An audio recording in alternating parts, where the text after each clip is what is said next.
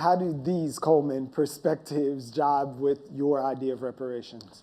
Well, I think we've seen in the past few months that the word reparations increasingly means whatever anyone wants it to mean in the moment.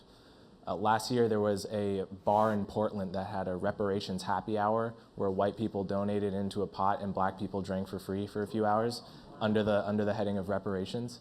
It was something like that. I happen to know that the black people got $10 in cash each. It wasn't about them getting free drinks. They left with $10 to do whatever they'd like, just as a point of fact. Okay, so that's reparations for some people. To me, reparations is something of a misnomer because the wrongs of history are generally too deep to actually be completely compensated. No Holocaust survivor really was made whole by the check they were given, no matter how large, by the German government. So I think it's easier to say what reparations is not than what it is. What it really, I guess, an approximation would be, it's a full-hearted recognition that a wrong was committed. Something happened that should not have happened. And more than that, it's an apology that feels more sincere because you're attaching something tangible to it, because words are very cheap. That's what it should mean, I think. And the disagreement about whether or not we need to pursue reparations. And just to add, what I was going to add is there's HR 40, but Charles Barron has a bill here in the state of New York for it to set up a New York commission, right? Because there's also, living in a states' rights society, there's also the individual states and what they did to contribute to the harm of communities of color and marginalized groups as well that we have to look at, right? So it's not just a federal conversation. It's a state conversation. It's also a corporate conversation, particularly from some of those corporations that still have existed, mainly banks and insurance companies and things of that nature, that we have to have this holistic conversation about. So yes, I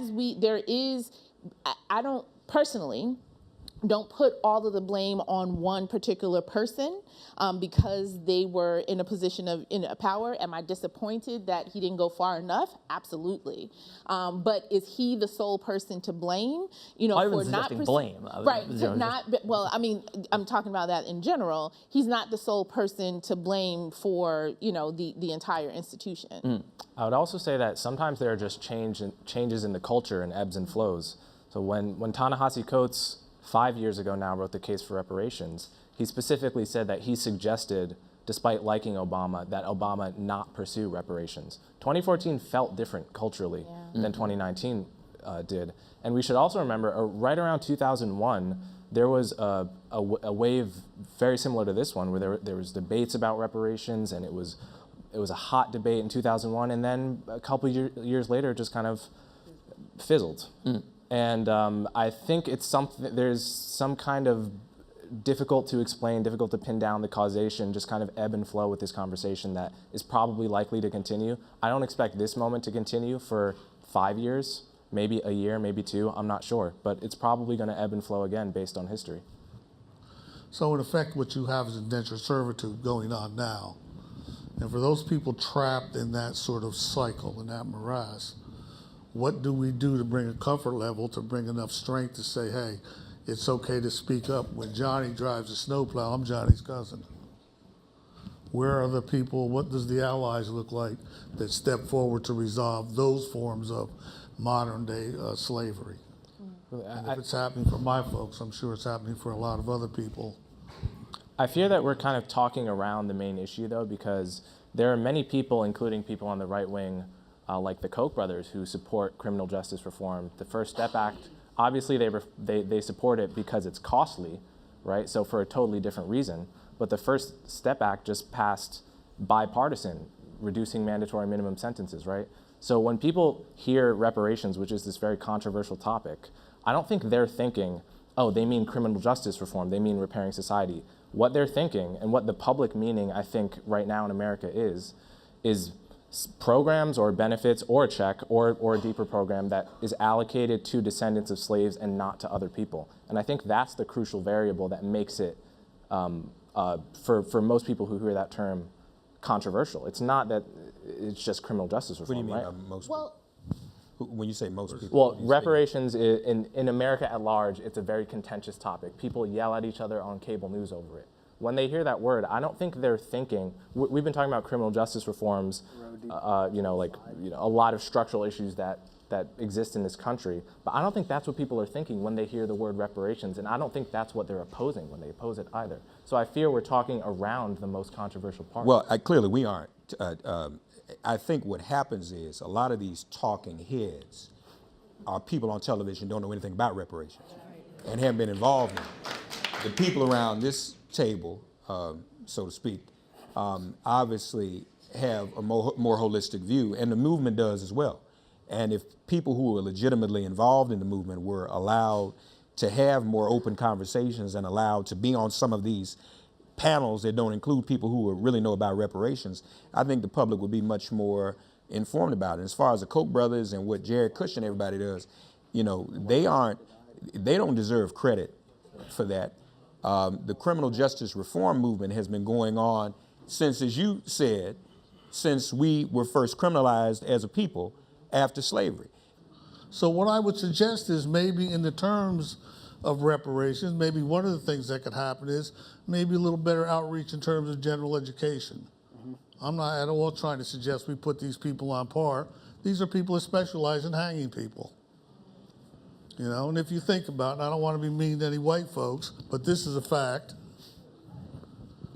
I've been on this earth quite a while. I have never met any people of color that sat down and said, hey, it's Tuesday, let's go hang some white boys. That's a white thing. And it's a dumb white thing. I'm just suggesting maybe you can hang it out a little bit. I agree with, there are so many things to fix. There's so many systems to fix in America today. And that really seems like a separate issue to me than the pure issue of reparations. When I hear the talk of burning the system down, replacing it with something new, what I think of is not some kind of utopia where we've abolished racism. What I think of is Zimbabwe in 2000, where black militias marched onto white farms, said, rightly, you took this from us, we're gonna take it back. Right? They literally did that at gunpoint. And what happened? It completely destroyed the economy of the country. Zimbabwe used to be called the breadbasket of Africa. After that, it couldn't. Are you saying that's what's going on with the reparations movement? You're comparing the reparations movement? What I'm saying is you don't burn the system down. You don't burn the system. I want you to continue the example. So and that if you're going to use the example, I was continuing the example. No, but I want you to explain why the I was economy. about to. Explain why the economy thing. Okay, so, you march onto somebody's farm, you take their farm, they've been there for decades, they know which fertilizers work with the soil, which don't, right? Every patch of land is very different. You don't know how to do it as well as they did because it was their patch of land. Investors pull out because crops are failing. Now you're no longer the breadbasket of Africa. You know what I'm saying? That's the reason why the economy. But I still don't understand how that analogy relates to reparations. Okay, just to keep us on track. I happen to know we have a question here, but I can tell you that since about 2009, white farmers have been compensated about $69.4 million for the loss of the land that they had taken from people before they got expatriated from it. And much of the impetus for that compensation of those farmers was to not draw the ire of the Western world and get reinvestment in Zimbabwe. So, we have a and question. what about the fact that calories went down 45% for the average Zimbabwean in that period? But what does this have to do? What does Zimbabwe have to do with what we're talking about right now? Well, they've tried to do reparations, land-based reparations in Zimbabwe, example. but you can't blame the reparations movement for the collapse of the Zimbabwean economy. You just can't. Why? It's a direct Because consequence. You've got random facts. No. They don't connect. What? No, they're not. We're talking about This a is- holistic system that was opposed to black people taking control of their own land. You guys should Google So then Zimbabwe you in then the have 2000s. a corporate and a banking society that then decides that you taking back what it originally belonged to you means that I'm not going to invest anymore. That is the collapse of the economy. The collapse of the economy happens because white institution and white supremacy says you can't take something just because I had it, even though you originally owned it. So that's what that is. It's not just because they didn't know which seed to go in the ground. Are you kidding me? So you know something okay. That all of the mainstream historians and economists and journalists in Zimbabwe don't know. You know something they don't know. It was controversial in Israel because it would have meant saying this chapter is closed. It didn't mean that everything was done in terms of fighting anti-Semitism. That continued to be a process in Germany. It didn't mean that everything was done in terms of even individual claims, that they're still going on now for things like stolen art and other property and things. But from a collective perspective of the German state versus the Jewish people, that was settled, and that was a very controversial matter. Malcolm Begin was against it. So I think it does, notwithstanding the dramatic changes that have happened in the power dynamics within America, it does tell you one difference in the power dynamic, that it's shaped the other way, that you have an 81% white opposition to the idea, even independent of what it actually is actualized as, independent of whether it's. It's also worth noting that almost all of the successful examples of reparations, whether it was the very touching video we just saw, or whether it was the reparations paid to the victims of the Tuskegee experiments, black men were injected with syphilis, have been to the specific individuals who were harmed, not to their grandchildren, right? My ancestors were on Thomas Jefferson's plantation. We can prove it, we have the documentation. The question from a public policy perspective is, in a condition of limited resources, where we are trying to fix the broken public education system, where we have healthcare costs that are so far gone compared to our peer countries. Which disproportionately affect black people. Let me just finish my point. My point is that we can either allocate limited resources based on who needs it the most, or you can give it to someone like me because my grandparents were on Monticello. The second thing doesn't make sense, and doesn't make sense to most Americans, and it shouldn't make sense. Well, I think that's absurd. Let me just address that. I think that's utterly absurd. And let me just, we out of time? Let me say it quickly. Let me just say this very quickly. It's... Either one of you can say it quick enough, because I know what we have to go into. But we are literally on our last 60 seconds. This conversation, she's giving me a come on. It was 90 minutes. We can part 2 in the hallway, but before we do finish our broadcast hour and a half, I do want to thank each of you for being here and adding your voices. And thank you for your tremendous questions and your presence.